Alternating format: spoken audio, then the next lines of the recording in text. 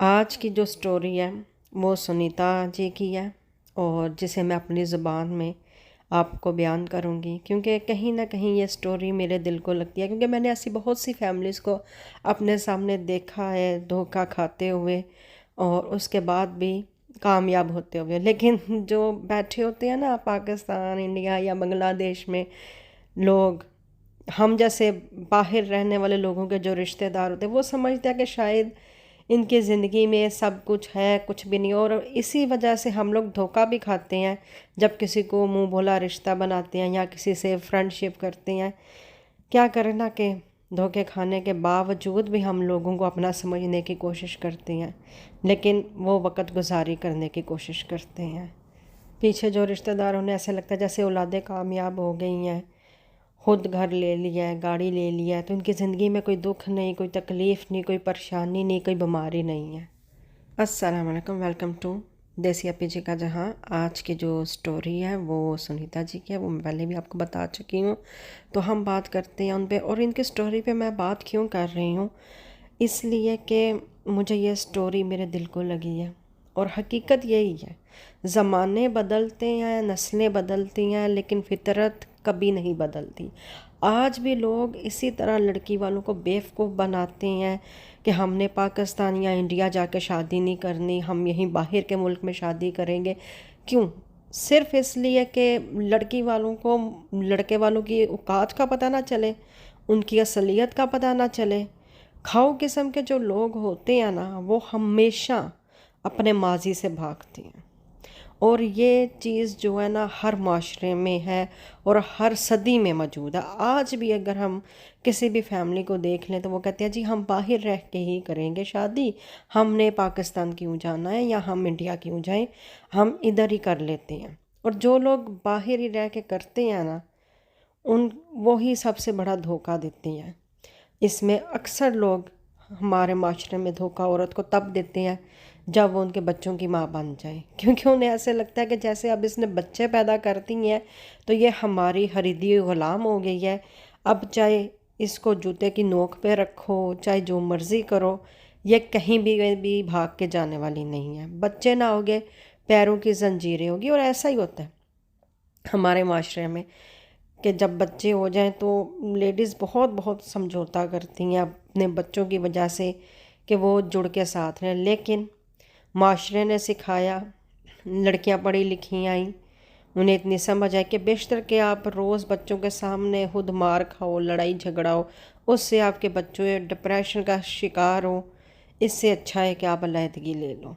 क्योंकि ये तो हमारा इस्लाम भी कहता है कि आप अगर किसी के साथ नहीं रह सकते तो इसीलिए तो खुला भी है ना, इसीलिए तलाक भी है। क्योंकि ज़बरदस्ती तो आप कुछ नहीं कर सकते। लेकिन एक औरत की ज़ात होती है ना, वो ज़बरदस्ती अपनी औलाद के लिए, क्योंकि माँ है ना, कोई भी तकलीफ़ बर्दाश्त कर सकती है। लेकिन आज के भी माशरे में मैं देखती हूँ कि बहुत सी ऐसी फैमिलीज़ हैं जो कि इसी तरह से बाहर आने वाली लड़कियों को बेवकूफ़ बनाती हैं, उनसे शादियाँ करती हैं और उन्हें धोखा देती हैं। हद है यार।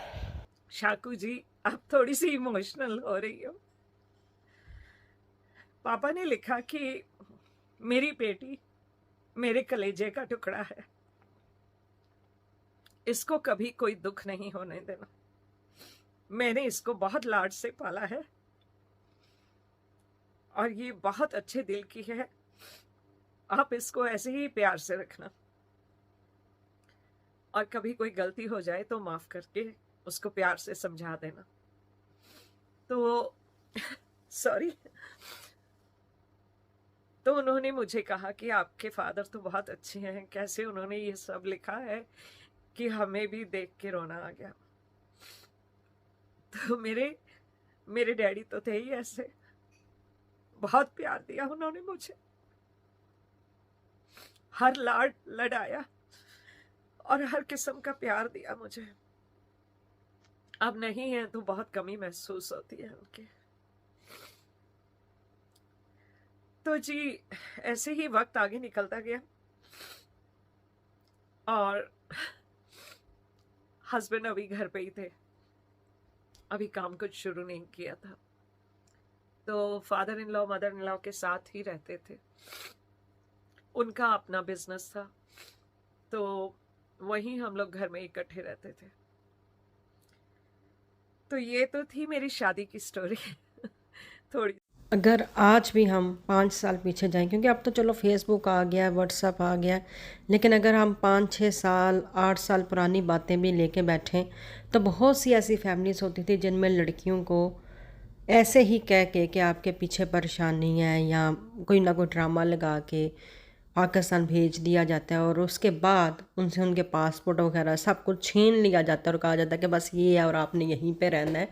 तो बहुत सी फैमिलीज़ की ऐसी स्टोरीज़ आती हैं, लेकिन वही औरतें भला आखिर हिम्मत करती हैं और अपनी ज़िंदगी कामयाब बना के लोगों को दिखाती हैं। क्योंकि आप हर चीज़ को यार किस्मत का नाम नहीं दे सकते।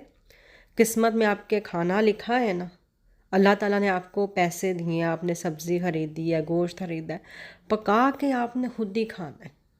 मुंह में आके आपके किसी फरिश्ते ने नवाले नहीं डालने, और उसको चबाना भी आपने खुद है। तो इसलिए अपनी ज़िंदगी में थोड़ा सबक हासिल किया करें ऐसी लेडीज़ से। और अगर आप किसी को कामयाब होता हुआ देखते हो तो उससे हसद करने की बजाय ना ये देखा करो कि वो किस तरह से हुआ है, वो उस मंजिल तक कैसे पहुंचा है, किस तरह से पहुंचा है।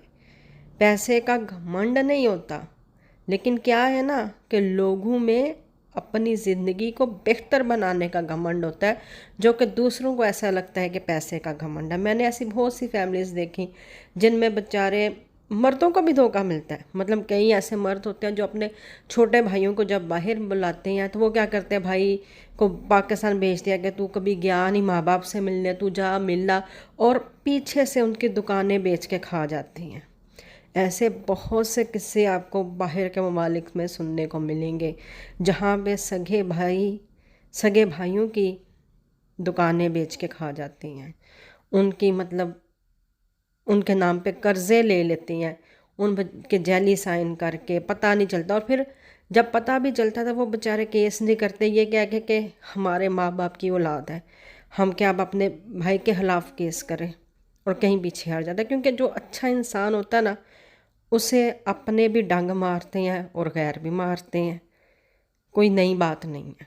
यहाँ यूरोप में आपको लोगों की बहरिया टाउन में कोठियाँ नज़र आती हैं, आपको उनकी मिलियंस में हर एक चीज़ नज़र आती है, लेकिन ये जो मिलियंस वाले दुख हैं या जो तकलीफ़ें हैं वो नज़र नहीं आती। और बड़ी अच्छी इनकी स्टोरी है जैसे कि इनने बताई है, और जिस तरह से ये बता रही है, और आप लोगों के लिए भी एक सबक है कि सीखना चाहिए कि अब भी माशरे में ऐसा होता है। तो अब तो चले काफ़ी मतलब कुछ लोग समझ बूझ वाले हो जाते हैं, लेकिन जिसको धोखा मिलना होता है ना, या जिसने खाना होता है, उसकी समझ एंड हो जाती है और उसे बिला आखिर धोखा मिल ही जाता है। तो दुआ करें कि अल्लाह आपको बचाए धोखों से। कुछ लोग हमारी कदर इसलिए नहीं करते कि हम उन्हें एहसास दिला चुके होते हैं कि हम उनके बगैर नहीं रह सकते। और आजकल अगर किसी को बहुत ज्यादा इज्जत और मोहब्बत दो ना, कोई सोचने लगता है कि शायद इसे मेरे अलावा कोई घास नहीं डालता, मेरे अलावा इसे कोई मुंह नहीं लगाता, लेकिन वो कभी ये नहीं सोचता कि ये शख्स मेरे साथ मुखलिस है और मुझे इज्जत और मोहब्बत देता है। हमारे माशरे की बस यही एक हकीकत है कि जब हम किसी को ज़्यादा ही इज़्ज़त देने लगते हैं तो उन्हें इज़्ज़त रास नहीं आती, चाहे हम बेटी का रिश्ता करने जाएं या चाहे वैसे जाएं। तो इनकी स्टोरी आप सुने, माशाल्लाह से बहुत अच्छी है, और ऐसी बातों से यार सबक हासिल करें। आप देखें कि आपके इर्द गिर्द ऐसी औरतें हैं जिनने अपने आप को कामयाब बनाया है सिर्फ अपनी औलाद के लिए, लेकिन ज़रा सा भी समझौता करना, झुकना आज की नस्ल में बहुत कम रह गया। लेकिन आप हिम्मत करें, और हिम्मत करने से ही सब कुछ मिलता है, हाथ पे हाथ रख के बैठने से कुछ नहीं मिलता। स्टोरी अभी ख़त्म नहीं हुई, जैसे जैसे इनकी वीडियोस आएंगी अपलोड होंगी उसके बाद मैं देखूंगी और अपना जो ज़ाती राय है उस पर डिस्कस करेंगे और आपको बताएंगे कि क्या बात है और क्या नहीं। लेकिन मैंने जितना भी ये स्टोरी सुनी मुझे बिल्कुल रियल लगी है, क्योंकि मैं खुद बाहर रहती हूँ और मैं ऐसी बहुत सी बातों को देखती हूँ। मेरे इर्द गिर्द ऐसी बहुत सी फैमिलीज़ हैं जिनमें ये चीज़ें होती हैं, जिनमें कई औरतें तो ऐसी भी होती हैं जिनके बच्चे भी लोग रख लेते हैं और कहते हैं कि जिनकी माँ बच्चे छोड़ के हमारे पास खुद पाकिस्तान चली गई है और वो इनकी ज़िम्मेदारी नहीं लेना चाहती, और उनके जो है गलत ड्रेस वगैरह दिए जाते हैं एम्बेसी वालों को, बहुत बहुत फ्रॉड किए जाते हैं। ऐसे ऐसे फ्रॉड होते हैं, ऐसे ऐसे झोल होते हैं कि आप लोगों ने कभी ज़िंदगी में सुने भी नहीं होंगे कि दुनिया में ऐसा भी होता है और ऐसे भी कारनामे होते हैं। हालांकि हम सोच रहे हैं कि बाहर के मुल्कों में ऐसा कुछ नहीं होता होगा, बिल्कुल सीधे सीधे सीधे सीधे कानून हैं। लेकिन क्या करें ना कि अगर आप सीधे सीधे रास्ते से आए हो या आपका वास्ता सीधे सीधे से लोगों से पड़ा हुआ हो, अगर आपको कोई गलत मिल जाए तो वो बहुत मिसगाइड करते हैं आपको। मेरी वीडियो कैसी लगी आपको कमेंट्स करके ज़रूर बताइएगा। अगर आप किसी और की ज़िंदगी के बारे में कोई राय चाहते हैं तो मुझे ज़रूर बताइएगा। मैं ज़रूर उस यूट्यूबर को सर्च करके उस हवाले से भी वीडियो बनाऊंगी। लेकिन ये है कि मैंने सुनीता जी को सब्सक्राइब किया हुआ है, इनकी तमाम वीडियोस देखती हूँ, इसलिए मुझे इनके बारे में ज़्यादा नॉलेज था और इनकी जो बातें हैं वो बाहर के हिसाब से हैं, तो मैंने सोचा कि मैं आपसे शेयर करूँ और आप ज़रूर बताएं।